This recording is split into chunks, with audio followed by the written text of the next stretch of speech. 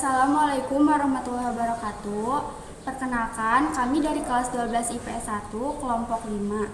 Saya Suci Rahmadani. Saya Liaris Nagustin. Saya Amanda Ramadhani. Saya Muhammad Ridwan. Saya Ferdiansah. Berdirinya kami di sini, kami akan mewawancarai guru kami yaitu Bapak Uci Wikara mengenai selat Ambalat. Assalamualaikum warahmatullahi wabarakatuh. Waalaikumsalam warahmatullahi wabarakatuh. Selamat sore, Pak. Selamat sore juga. Kami dari kelompok 5, kelas 12 IPS 1. Saya Lia dan ini teman saya Amanda, Wildan, dan Ferdi. Apakah Bapak bersedia jadi narasumber kami? Ya, mudah-mudahan bersedia, mudah-mudahan bisa jawab, bisa bantu kamu ya. Langsung saja, tema yang kami ambil yaitu sengketa Selat Ambalat. Pertanyaan ke-1, apa yang Bapak ketahui mengenai peristiwa sengketa Selat Ambalat? Oke.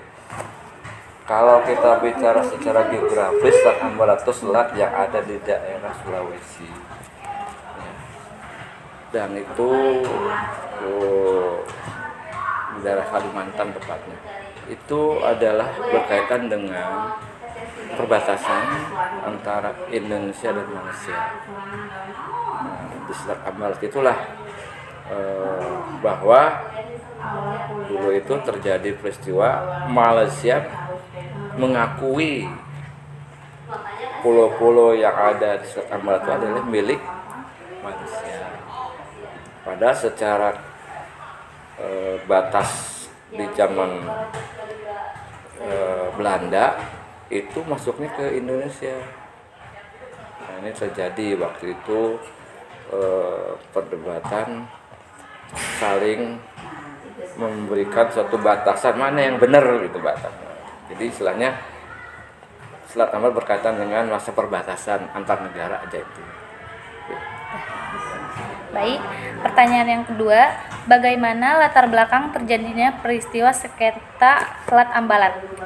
Itu latar belakang karena Malaysia ini yang mengakui Selat Ambalat ini adalah perbatasannya itu ada yang termasuk wilayah Malaysia. Nah, sehingga kita tahunya dari situ. Padahal kenyataannya adalah batas teritorial zaman Belanda itu bukan. Nah, jadi karena Malaysia ini ngaku-ngaku gitu, ngaku-ngaku bahwa ini loh batas Ambalatnya adalah ini milik negara kami. Karena kita ini bukan ini batasnya ini gitu. Nah, di situ ada pulau. Nah, sehingga karena pulau itu akhirnya karena Selat Ambalatnya diakui Malaysia, maka pulaunya milik Malaysia seolah-olah padahal itu milik kita. Gitu.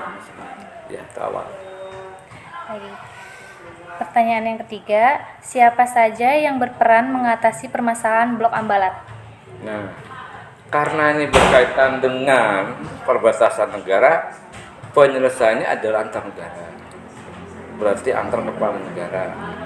Nanti dibantu oleh Menteri Luar Negeri dengan Menteri Dalam Negeri antar dua negara. Sehingga di situ disepakati melalui persetujuan bersama antar dua negara, bukti-bukti kedua negaranya dikeluarkan, disepakati mana batasnya benar. Nah, sehingga titik temunya itu ya diselesaikan bersama oleh dua negara itu. Malaysia punya bukti ini, kita punya bukti dari sejarah zaman Belanda ini lo batasnya diselesaikan baik-baik. Itu ya, itu ya dan Baik. Pertanyaan yang keempat, bagaimana argumen yang dibangun oleh Malaysia dalam melakukan klaim terhadap kepemilikan Blok Ambalat? Nah, klaimnya gini, Malaysia itu tahu ini sebenarnya kita itu kecolongan, Indonesia itu kecolongan. Kenapa? Karena Malaysia tahu di Blok Ambalat itu adalah blok kekayaan minyak, sumber minyak bumi, kaya. Makanya Malaysia segera membuat keputusan mengaku-ngaku ini lo batasnya Blok Ambalat milik kami. Padahal kita Indonesia bukan, itu milik kita. Nah, jadi kita kecolongan. Kita enggak dari awal, kenapa dari dulu tuh memberikan ketegasan ini lo batasnya ini lo Blok Ambalat itu milik Indonesia. Nah, sehingga kita kecolongan Malaysia yang seolah mengaku-ngaku. Nah, itu ya. Baik, pertanyaan yang kelima, apa dampak dari sengketa Blok Ambalat? Nah, waktu itu rame. Jadi antar negara diberitakan ada saling saling memberikan argumen.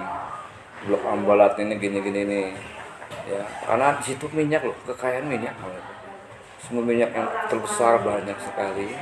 Tapi sebenarnya kita juga tahu di situ banyak minyak, tapi karena soal keawasan belum diawasi, belum diolah, dimanfaatkan maksimal, akhirnya Malaysia yang seolah ngaku. Bahkan di situ dibuat daerah wisatanya. Yang Indonesia kaget waktu itu, kenapa? Ternyata Malaysia ngaku, padahal kita bukan. Gitu. Baik, terima kasih Pak atas penjelasannya. Sekian wawancara dari kelompok kami. Kurang lebihnya mohon maaf. Wassalamualaikum warahmatullahi wabarakatuh.